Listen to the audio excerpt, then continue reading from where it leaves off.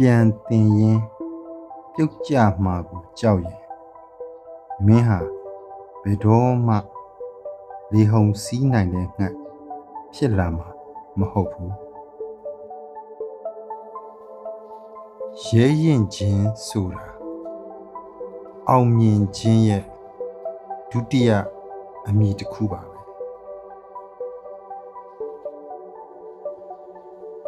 ကြိုးစားရမယ်ဆိုတာသိရုံနဲ့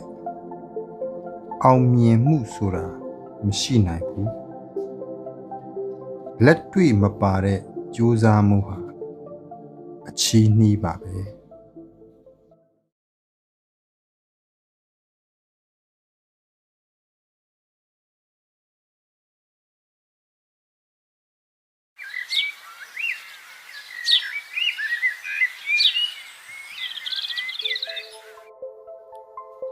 အပြန်တင်ရင်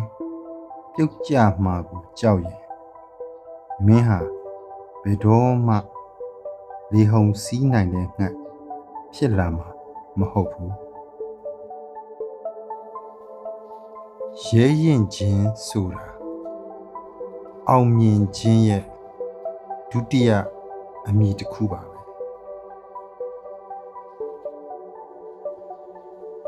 ကြိုးစားရမယ်ဆိုတာသိရုံနဲ့အောင်မြင်မှုဆိုတာမရှိနိုင်ဘူး